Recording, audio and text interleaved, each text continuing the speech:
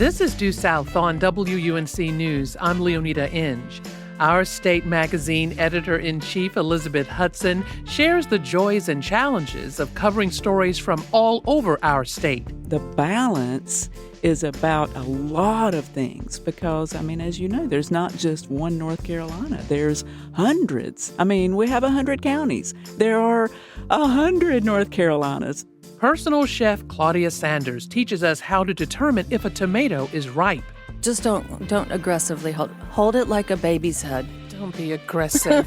I'm saying very gentle. Very gentle. Yes, it's peak tomato season. And how is the drought affecting other crops? On Due South, the news is next.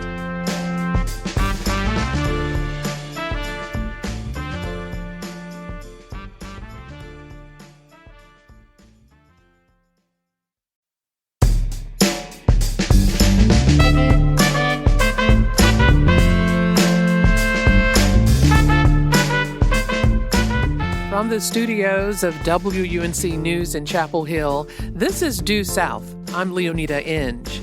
We all agree it's been hot this summer, but there's been just enough rain to cool things off a little and water the plants, the livestock, and refill some reservoirs. Still, exceptional drought conditions have persisted across regions of North Carolina for months. Farmers are feeling the effects on crops, and consumers are noticing a difference in the quality of some produce this summer. Later in the hour, we'll hear about one crop that is thriving despite the drought: tomatoes. When you have a lot of sun and heat and not as much rain, you get concentrated tomatoes. So I'm going to have to say that this year, the tomatoes are extremely good.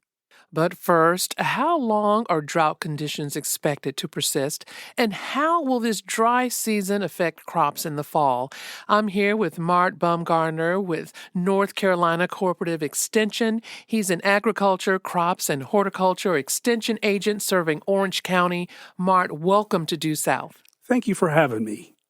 Well, the North Carolina Drought Management Advisory Council uses 5 classifications for identifying drought conditions. So since spring, several parts of the state have been experiencing exceptional drought conditions, one of the more severe classifications. So what has that really meant for crops this year? Wow, that's a big great question. Wow, exceptional drought means that a lot of farmers are really struggling. Obviously, they're stressing over their crops because depends on when they planted them, how well they're doing. And so people like producers are concerned about hay shortages, crop losses that occur. I actually brought some corn just to show you what some of our farmers are experiencing in the county. Well, definitely. So have these water use restrictions helped, though? Not for the commercial farmer. If you will look at some of the reservoirs, how low they are. When you go to the exceptional drought category, one of the things that they start doing is the reservoirs become low, and officials start counting the days of remaining water left in the system, and they apply these drought condition standards that reduce, and they start ticketing people. So that's yes. a good thing, don't you think? Oh, yes, I do. I remember back several years, we had a bad drought, and I spoke with farmers who had some holding ponds of water they would keep on the property just to water the tobacco. Well, I'm glad you're talking about tobacco because some of our major crops in Orange County are tobacco. That's the number one a commodity crop that is grown here, as well as corn, soybeans, and people don't think about this, but hay is a really big issue this year. Most of our hay is fescue hay, which is a cool season grass. So when you have drought conditions and hot temperatures, the grasses actually go dormant and don't grow. So in areas where you normally would harvest hay and get 20 bales of hay, the farmers are now getting about 8 bales. So it's very, very impacted. And so what that causes is farmers to have to start feed because the pastures are the same way. They're not growing either.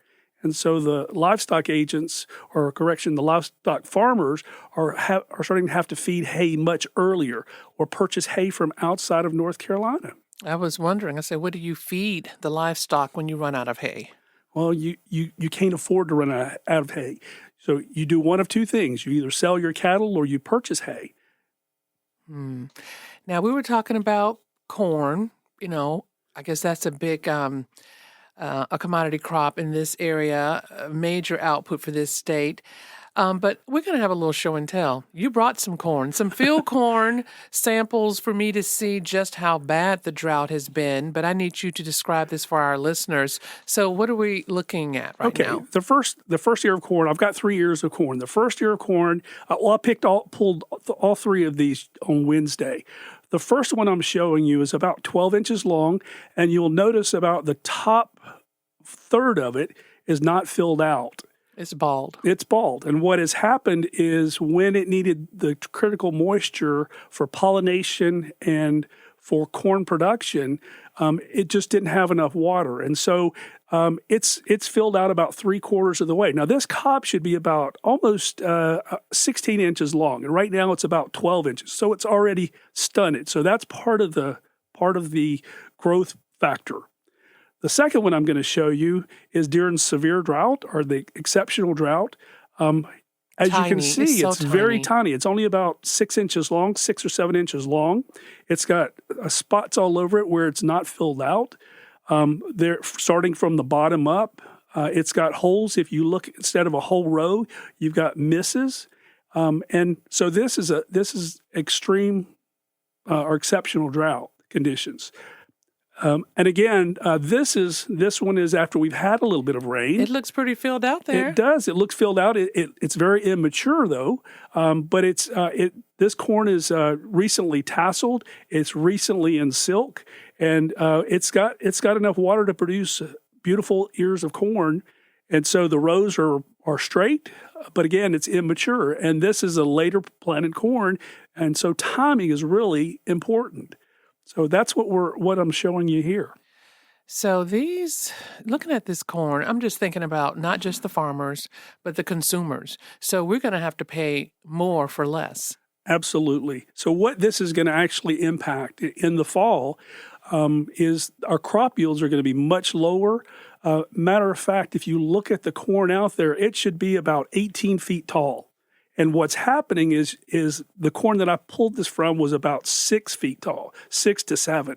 And the ears were about 2 to 6 inches off the ground. So the height of the plant itself was stunted. Some of the farmers actually stopped planting corn because of the lack of moisture, because there's critical stages that we talked about, such as germination. That's where the seed goes in the ground. It's got to have enough water to get that to soften that corn kernel to grow the plant. So that's a critical stage. The second point is at tassel and pollen production. And then finally, while it's filling out, so it's got to have enough water. Now, sweet corn and vegetable crops, most of those crops are about 80 to 85% water. And so those farmers are actually using drip irrigation to get maximum growth. So you'll see production going down in the market, and the cost going up because they're having to water. I'm here with Mart Bumgarner, agriculture, crops, and horticulture agent with the North Carolina Cooperative Extension Office. We're discussing drought effect on summer crops across the state. What are some of I'm thinking of okra, say, for example, and summer peas. They're kind of heat-tolerant crops, aren't they? So have these crops been able to hold steady this year? For the most part, yes. Mm-hmm. And again, in Orange County, we have a lot of vegetable producers that produce either organically or they produce on small footprints, less than 2 acres. And so those crops, they're able to irrigate those and to get plenty of water, even though they may not necessarily need it. But yes, they're sustaining. What's in your garden? Do you have a garden? my garden is kind of like the painter's house that gets no paint. I spend a lot of time helping other people, and when I go on farm visits, I get a lot of produce. But I do have a lot of fruits and vegetables, or fruits rather. I do have some tomatoes. Of course, got to have the tomatoes. Yes. But figs are coming on strong right now. We have blueberries. I've got about 3 or 4 shrubs around my home. Blueberries are phenomenal. Blackberries. I had a few raspberries. I've seen a lot of blackberries. Yes, the blackberries are phenomenal, and they're doing really well. You asked about tomatoes, or you made a comment about tomatoes earlier. That's a true statement. They do hold their flavor and or become more acidic. However, and without the rain, we've had less problems with fungus and viruses and stuff like that because it didn't have the environment there. But now with a little bit of rain, I expect this next couple of weeks I'll get loaded with questions about what can I do about my tomatoes or peppers. I know. Well, before we go, I know you seem to definitely love your job and your office up in Hillsboro. How do you monitor water? That's a great question. Goodness. Okay, first off, I look at the weather channel and see what's going on. But we actually have a weather station at our office that one of my master gardeners donated and installed. It's got soil moisture, temperature probes. It's got wind direction, wind speed, how much rainfall. We are actually monitoring things like the particle size, PM 2.5, if you know anything about air quality index. We look at carbon dioxide even inside the room. I mean, we've got a lot of things we're looking at.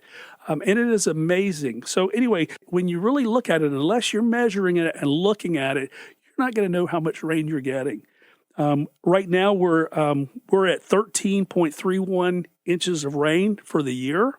At the same time last year, we were at 24 inches. So we're about 12 inches short of what we were last year. Well, thank you for doing all that you do. Mart Bumgarner, Agriculture and Horticulture, Crops Extension Agent serving Orange County with the North Carolina Cooperative Extension Office. Thanks for being here. Leoneda, thank you for having me.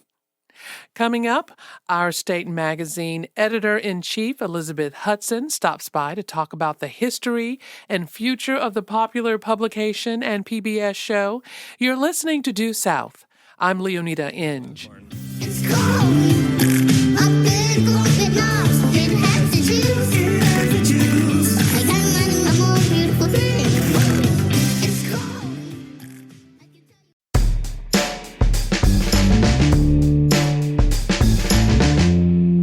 You're listening to Due South on WUNC News. I'm Leoneda Inge. North Carolinians have relied on Our State magazine since its first issue in 1933. Today, the magazine continues to capture in full color some of the most compelling stories across the state, from Mandio to Murphy. Over the years, Our State magazine expanded its reach, leaping from the pages of its glossy magazine to television screens on PBS North Carolina.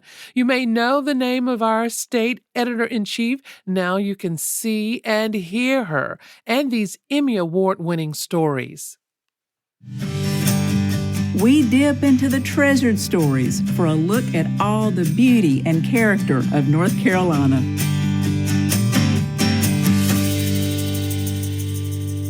Hello, I'm Elizabeth Hudson, Editor-in-Chief of Our State Magazine and your host. In a town carved from granite and from memories, one man keeps the spirit of Mayberry rolling along. I'm here with Elizabeth Hudson of Our State Magazine and the PBS NC Our State series. Elizabeth, welcome to Due South. Thank you so much. How did it feel hearing yourself? You know, I am a little self-conscious about hearing my own voice. But you know, I just love on every episode how you say we're going to dip into the treasured stories. Right. And that's a constant because that's exactly what you're doing on this show. That's right, on the show and in the print magazine also. And you also, one thing I'm sure our our listeners and readers enjoy is that the television series looks like a magazine. Oh, I'm so happy to hear you say that.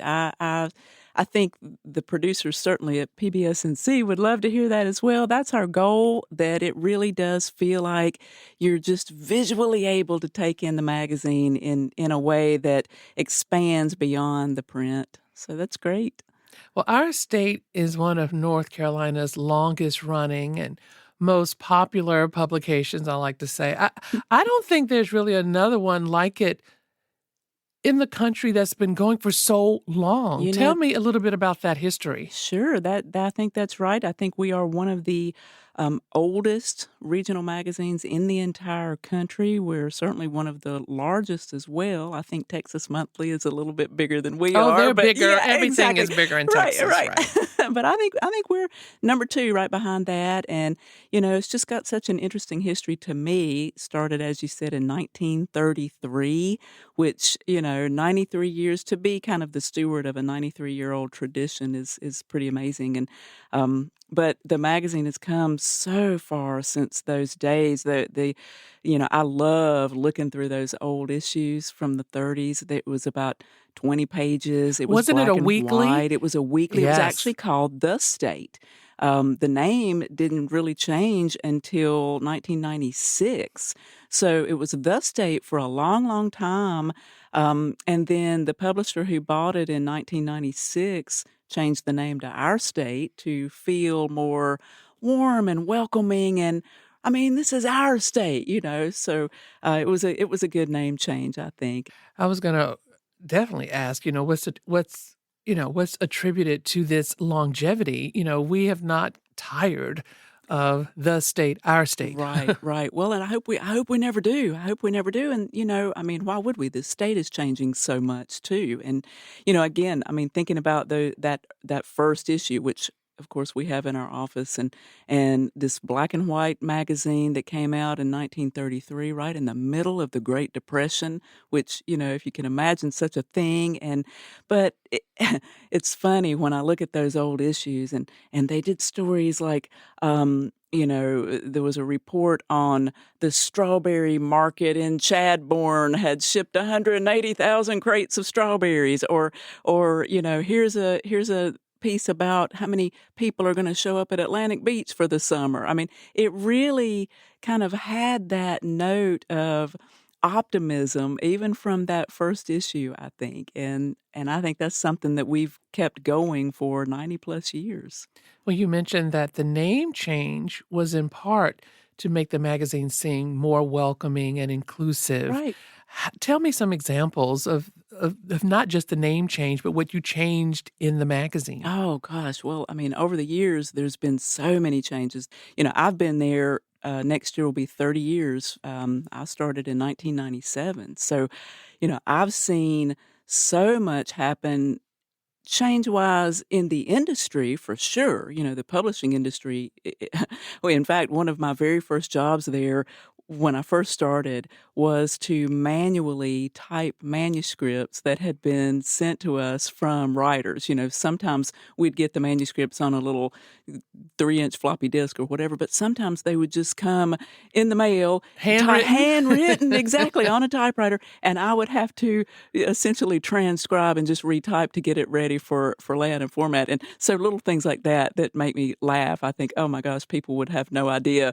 We'd look at photography on a slide through a loop and a light board, and how things like that have changed for sure.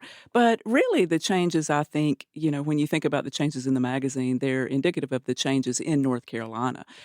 Even just 30 years ago, look at the population, look at where we are now as this fast growing state. 11 million people are here now. And I've seen that really be reflected in our pages, in how we want to cover the state, in really that kind of idea of what it means to be a North Carolinian now.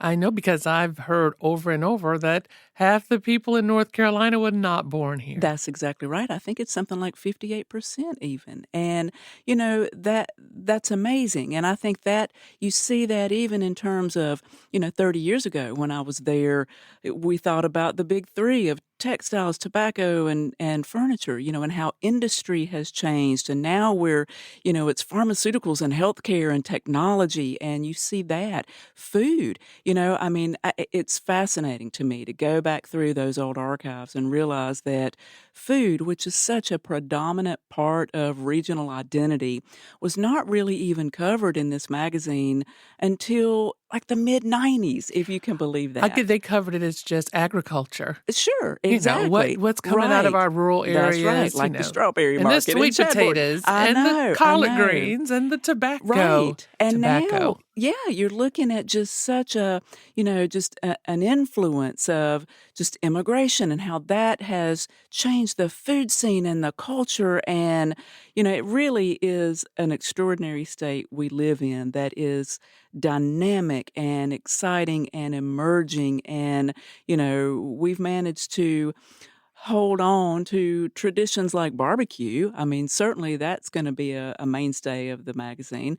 But, then we're also thinking, what else is different in the state? What other voices are here that we want to be sure we are covering and representing? So it's fun. It makes you feel really proud to live here. And I think, for me, the point and the goal is to cultivate an affection for the state. Right. I want somebody in Boone who may never in their life go to Harker's Island, but to be able to feel like they've traveled to a place and a culture and a region that they might not have experienced had it not been for the magazine. I know I really enjoyed reading and seeing the episode with Walt Wolfram from NC State and the Ocracoke Brogue. Yes, exactly. Yeah, he's great. We've profiled him many, many times. And, it's funny. I know he could identify my Randolph County voice just probably like that. But yeah, even you think about Ocracoke and what he knows about that area. We plan our issues a year in advance. So we're working now on our summer 2027 issues. And just to, kind of give you a little sneak preview, next year, the June issue, which is always an annual coastal issue, was going to focus on Ocracoke. Speaking of Walt. And, I was just out at the coast last week to do a lot of scouting for the issue. And, when you think about Ocra, here's this tiny little place. What is that island? Like 9 square miles, if that. I mean, it's small. But now you're looking at, 20% of Ocracoke residents are Latino, and how that's changed that island. And, to start thinking about the stories that'll be represented in our coastal issue, it's amazing. I think another link that I've been sending folks, oh my goodness, Bill Smith and that Atlantic Beach pie. Right. He's telling me that pie is going to be the death of him. It's so funny. But, it's funny you say that. I just came back last week from the coast, and I was down in Carteret County and Emerald Isle and Atlantic Beach. And I went into one of the fish markets there to get the Atlantic Beach pie, which they had sold out of in, like 5 minutes. And so I went up the road to Salter Path to another place, and they had a key lime pie. And, and I think about, I bought it, of course, because when I walked in, the woman who was behind the counter, her name was Vesta Willis. This is Willis Seafood Market in Salter Path. And here's Miss Vesta. She's 86 years old. She makes those key lime pies every day at Willis Seafood Market, and she's been doing it since the 60s, since she and her husband bought the place. And, I think, okay, probably covered that in the issue. Hopefully. And, right, exactly. And you think about now just the culture we live in, the world we live in, where, you can look on your phone, you can look on Google Maps, you can look on Yelp, you can do whatever. You can find information. You can know that, all right, Willis Seafood Market, let's go there. But will you know that it's Miss Vesta who's in there making those key lime pies that you've got to take with you too, without the help of, the storytelling that's in a magazine like Our State. You're going to make me get in my car and head to the coast. That's right. I'm here with Our State Editor-in-Chief, Elizabeth Hudson. We're discussing the history and the future of the publication and of the PBS North Carolina series that many of us watch on a regular basis. So how do you make sure you're covering every region of the state? I mean, do you keep a big board on the wall to say, sure. okay, we Right. have not been down east, Yeah. or we have not been to Charlotte? Yeah, I mean, that is the constant challenge in a magazine like ours. And even though, every month it's a 200 plus page magazine every month, and I think we do a really good job of being geographically balanced, but it's hard because in one issue, you obviously can't cover everything, but I think over the course of 12 issues, if you look at the magazine over the course of a year, you can see how the stories emerge from hopefully every corner, every area, every section. And it's not really just even about geography. It's about more than that. It's about balancing old versus new. It's about urban versus rural. It's about issues that cover food and also nature and also art and also outside and so really the balance is about a lot of things because, I mean, as you know, there's not just one North Carolina. There's hundreds. I mean, we have 100 counties. There are 100 North Carolinas that we have to be thinking about how we're going to cover all of that. Well, I want to play another piece of tape for you. I want you to talk about Elizabeth's Corner. So this is from the PBS NC Our State series. I remember the summer my dad came home with his new red pickup truck. He believed that any man living in the country ought to have one. He was so proud of that truck, and I was too. We rode all over town, just the two of us, the windows rolled down, with hot breezes blowing across the dashboard. For the next 20 years, my dad drove everywhere in that truck. Hauled peaches and watermelons from Candor. He hauled mulch for the yard and Christmas trees for our living room. When I went off to college, he hauled everything I needed for my dorm room. Well, that was indeed lovely. And even though you say, "Oh, I'm in print, I write for the magazine," but your essays, I think they capture a lot about the state, and we enjoy them, listening to them and seeing you tell the stories about the state as well. So, do you have any favorites?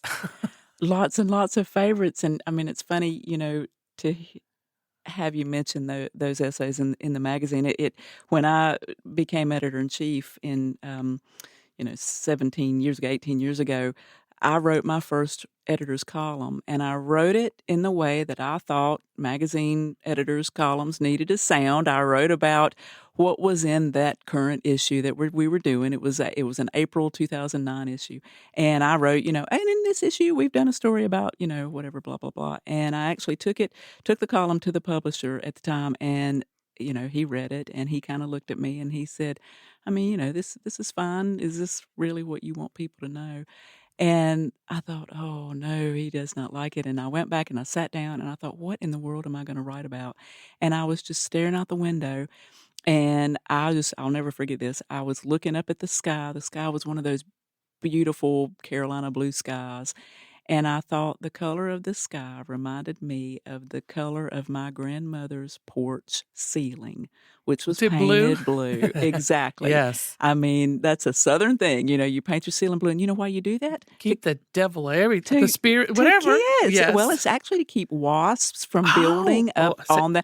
They see it as an extension of the sky, and they won't build a nest up there. Is what I've heard. Now I don't know. Well, if that's true, that but- makes sense. I'm Yeah. going straight Well, for the. I mean, keep the spirits out too, Spirits so out. that's fine. But I was staring at that sky, and I was trying to figure out how I wanted to redo this column, and I just kind of started typing what I'd seen, which connected me with my grandmother, and I started thinking about her, and I really just wrote my first column about that, and that became kind of this framework. I mean, what I wrote had nothing to do with what was in the issue that month at all, but I just thought, maybe that's the better way for me to talk about my experiences living in this state and what I love about being here. And so that's what I've done. And I'm 175 columns in, I think now. And when we, restarted.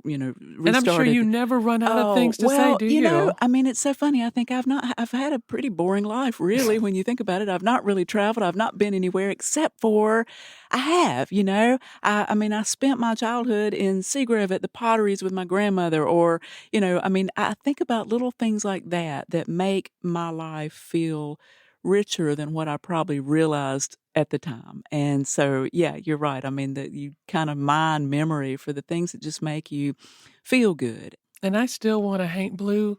Yes, you do. Exactly. Painted porch ceiling. I know. I'm going to get that before I leave this Yeah. state.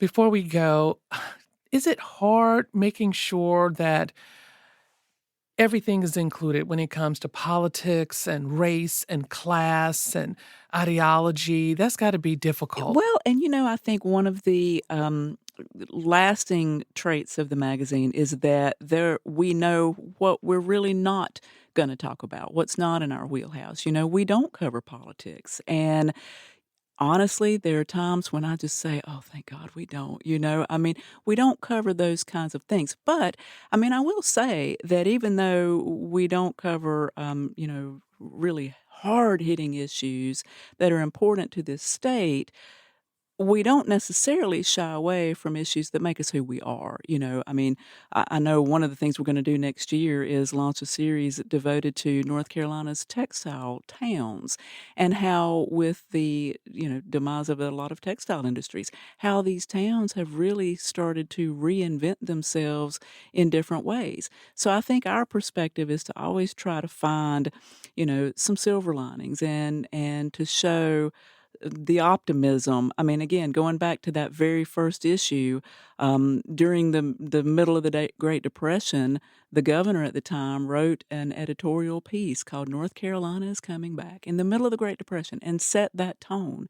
And I think, we're able to, if we cover, some sort of pollution in a river, our take is going to be on the river keepers who are cleaning it up. It is always difficult to see things happen in our state that we would like to be different. And I think our challenge is to show and focus on the people who are making the changes to make things better. Well, congratulations on your almost 30 years I at Our State Magazine. Elizabeth Hudson is the editor-in-chief of Our State Magazine and host of the popular Our State award-winning Our State series on PBS North Carolina. Thank you so much for joining me today. Thank you so much. You're listening to Due South on WUNC News. I'm Leoneda Inge.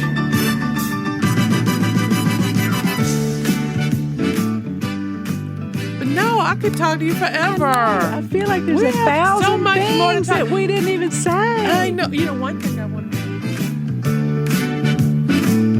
Carolina girl, best in the world.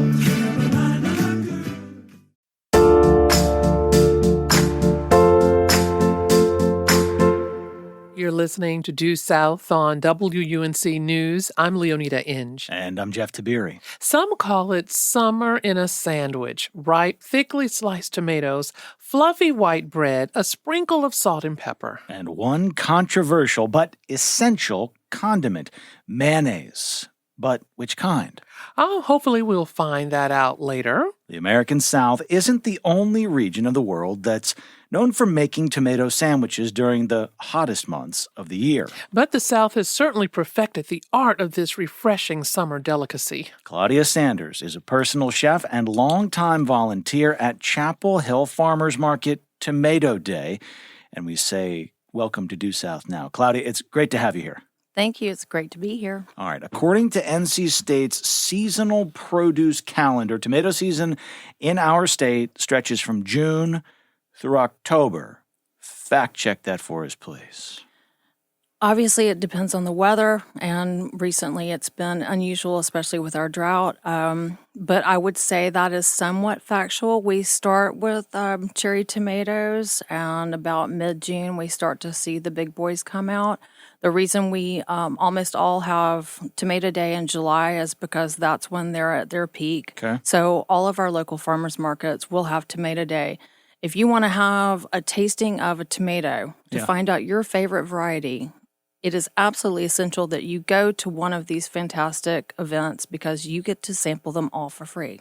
Here we are late July. If you would, just give us a sense of this year. How has the drought impacted tomato season and perhaps most importantly, peak tomato season? Right now is peak tomato season. It was maybe a week off.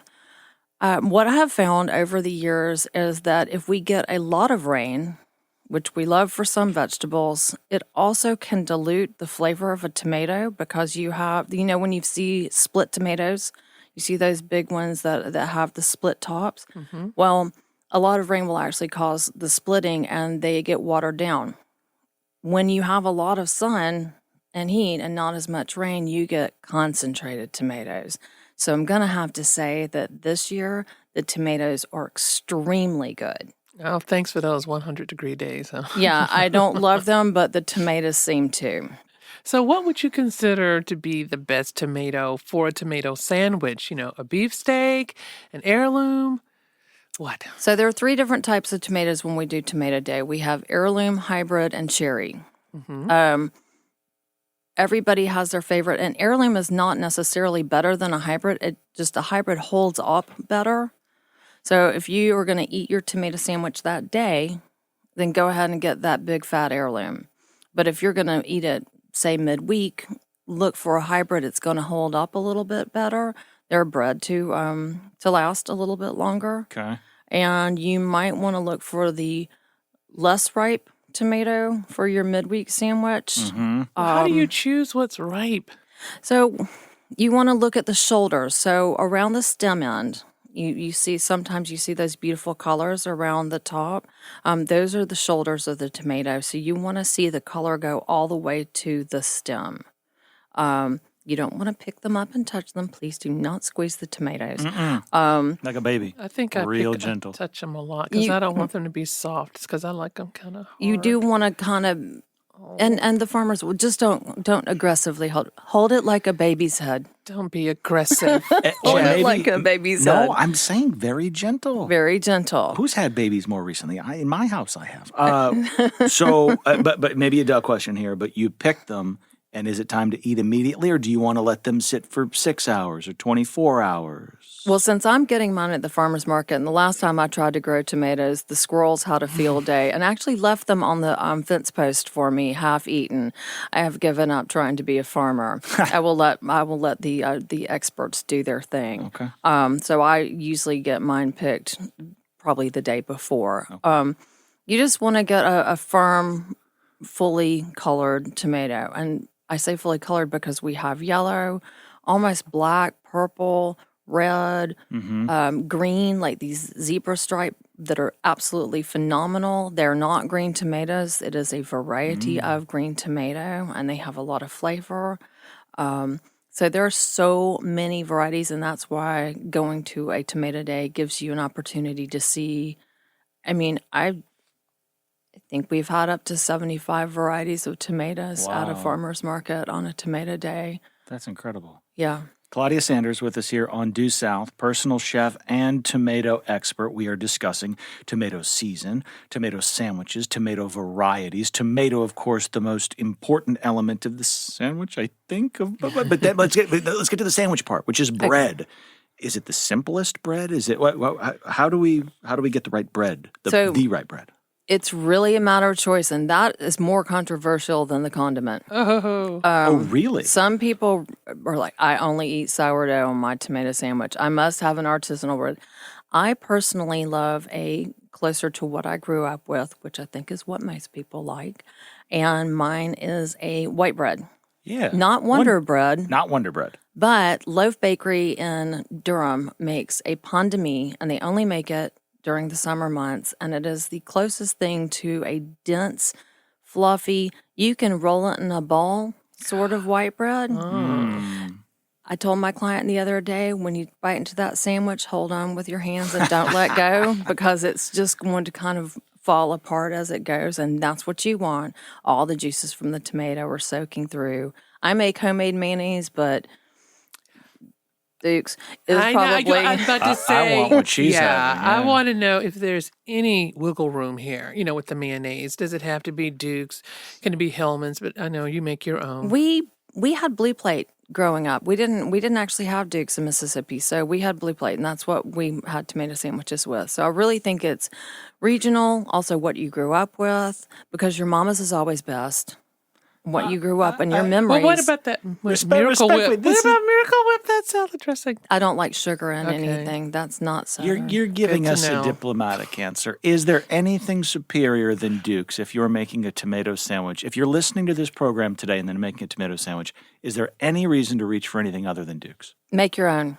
Make your own mayonnaise. Make your own mayonnaise. And You can get my simply recipe on, go on Facebook, look at Good Intentions Culinary Services. I have a video of how to make mayonnaise with a stick blender. It takes 30 seconds. Have you ever made your own mayonnaise? No. So fast, and you will never have to buy it again. Claudia Sanders with us here on Due South. How do you mess up a tomato sandwich? What are the pitfalls? Get a grocery store tomato. Have you Some messed of us, one up? Some of us work so hard. Some of us we go only to- have yeah. time to go to the grocery store at 11 at night. Go to Weaver Street. Do you have a Weaver Street or a co-op near you? Mm-hmm. Okay, go to your co-op. Okay, I'll do better. Do better, Leoneda, and I swear you'll thank me. When you have this tomato pie, you're going to know. Oh, okay. Now, tomato pies. They're one of your specialties and definitely one of my favorites during the summer. So you even brought them in for us to sample. They've been we have the listener cannot experience the wonderful They can't see how smells in pretty this this radio is studio right right here. now, but we've been sitting here not eating the tomato pie yet. You want to go first? No, okay. These Tell me about selecting the tomatoes for these tomato pies. Is it different for the sandwich? Those tomatoes, yes, because you want one that has a lot of flavor, maybe a little bit firmer and higher in acidity. And I actually have a farm that grows those for me. It's T5 Farms, and those are Paul Robeson, or sometimes he does a Black Cherokee, but those are Paul Robeson, and so he grows them in a small size to Okay. fit exactly in my pie shell. a little bit of basil on top. What else is in this tomato pie I'm It's- about to eat and check out for the rest of the So it's the homemade mayonnaise, Okay. Oh. white cheddar and yellow cheddar, both very sharp, basil, green onion, a big slab of tomato, the pie crust, I'm done. You take the rest of this. and then you par bake the crust, and then it's just all about the tomato with a little bit of binder. I'm glad you put that napkin there. Can I ask you, and I think it's an appropriately inappropriate question. If I sit down for lunch, how many of these tomato pies am I allowed to have? Yeah. Because this one is it's the size of it's a little mini pie, and one is going to be great. I think that I might be able to do 4 or 5 of them, but admittedly, I probably shouldn't. But My dear friend calls them No tiny judgment. 2 bites. tiny So- 2 bites, yeah. So if you want 2 tiny 2 bites, usually when we do a dinner party, I will have that with a little side salad with a lively kind of lemony vinaigrette to go with it, and then that's a starter. I would like the small ones because again, you get the crust ratio to tomato goodness, and I did hype up the tomato, Magnificent. but yeah, that is why I only make them now. So tomato pies to me need to be made with the freshest summer tomato. Okay. And I Thank just you. salted and peppered them. And they didn't even get a chance to sit and sometimes they sit and weep a little bit more. So they're a little messy, but so was a tomato sandwich. And so was a tomato. So what's your favorite dish to make with tomatoes? I have a girlfriend named Sarah, and she's been trying to make this tomato pudding. I didn't even know there was such a thing as tomato pudding. She had it out near Edenton, in eastern North Carolina. And I don't know, you let the tomatoes soak in bread. It's almost like a bread pudding. It's actually kind of delicious. That sounds phenomenal. The closest thing I do to that is a panzanella, which is the Italian Tuscan bread salad, which is basically very old stale bread torn up in bits, and then lots of tomato and You can just do a vinaigrette with that. I usually add cucumbers and peppers to it to bulk it up to be a Is meal. that hard? No. Because I'm trying to figure out what you really like to cook the most when it comes to tomatoes. That sounds complicated, Claudia. It's really it's really not complicated. I'm not a baker, so if I buy the bread already, it's not complicated good. for me. I cheat. I get we have so many good bakeries around here. I just get their bread. I like to make gazpacho. That's actually time consuming. Yes, my dad used to make that. Yeah, these little tomato pies. Once I get in production, because I make a big amount of the cheese mixture, I can pull those out.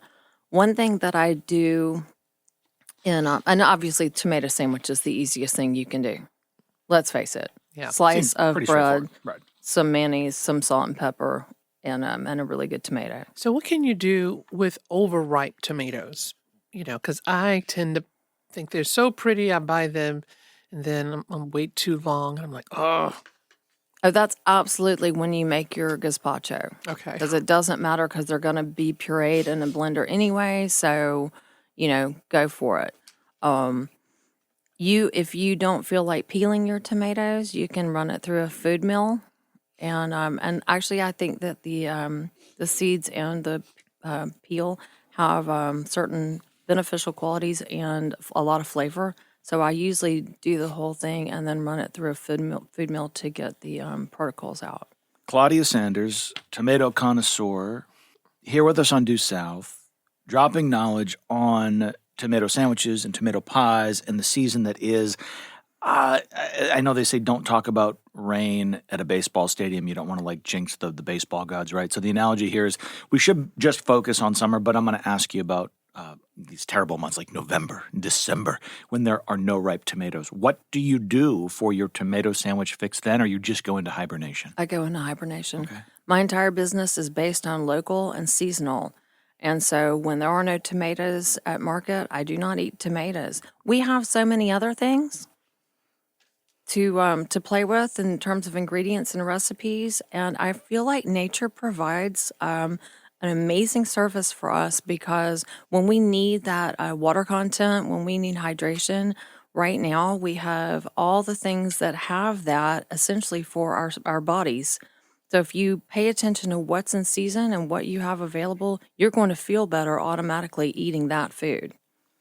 So what should we experiment with when we talk about tomatoes? Like some of us who all we really can do is slice up a tomato for a sandwich, right? But what are some ways you recommend for us to really experiment with tomatoes while they're still in season? You can make fresh tomato sauce. It's really easy. Really? All right. Okay, so just take, and even if it's an overripe tomato, cut that thing up, cook your pasta, mix your chopped up tomato or just dilapidated and mashed. Put some olive oil, some fresh basil, A little oregano. a little bit of oregano if you like, whatever herb you like, a fresh herb, even parsley, garlic if you like garlic, and who doesn't? And then mix that together with some good pasta and top that with some Parmesan and a little additional herb, and that is a beautiful pasta dish anybody can make in the time it takes to cook your pasta. We We didn't talk about Bloody Marys. Oh, Well, we have about 2 You minutes should. left with Claudia Sanders, so we're going to do that right now. What? I mean, I love a good Bloody Mary or a Bloody Maria if you prefer the tequila. But how do you maximize your tomato input into a cocktail? But you're going to want to go ahead and juice your tomatoes and strain them thoroughly for a Bloody Mary. But I have been making a vinaigrette with tomatoes. So I chop up my overripe tomatoes, put them in a colander over a bowl, and then salt them. And all the liquid that comes out is perfect tomato water. And then you can make cocktails or vinaigrettes with that. Can you OD on tomatoes? Should you eat them every day? Get out I mean, of they that. can, No. because some things, can make your tummy hurt if you eat There's too a lot of acid. Yeah. In tomatoes. It's actually all tomatoes have about the same amount of acid in their terms of their pH. They're Okay. like between a 4.1 4.7. Okay. It's the amount of sugar per variety. That is the difference between an acidic tomato, because people say, I like the low acid, or that just means there's more sugar in it. They're all about the same pH balance. Interesting. Under any circumstance, are you freezing? No. Okay. I was paying attention. I just wanted to make sure. She said, "Don't." She said that early on. She Don't said, put it no. in. Are you listening? Claudia Sanders is a personal chef and a longtime volunteer at local farmers markets, including Chapel Hill and Carrboro. Claudia, thank you for being here. Thank you for our tomato pie and for all of our advice about tomatoes. Thank you. This is Due South on listener-supported WUNC News. I'm Jeff Tiberii. And I'm Leoneda Inge. We'll see you again tomorrow. Homegrown tomatoes, homegrown tomatoes. What would life be without homegrown tomatoes? Only two things that money came I had to stop eating mine. Yeah, because it was they're Chef pretty, kept eating his. It made me talk. Well,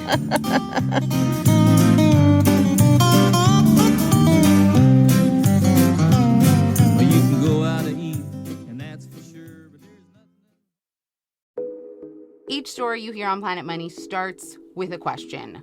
What happens if we refund tariffs? Why are groceries so expensive? At NPR, we stand for your right to be curious, because the forces shaping our world can be hard to see. Follow NPR's Planet Money wherever you get your podcasts and start seeing how the economy really works.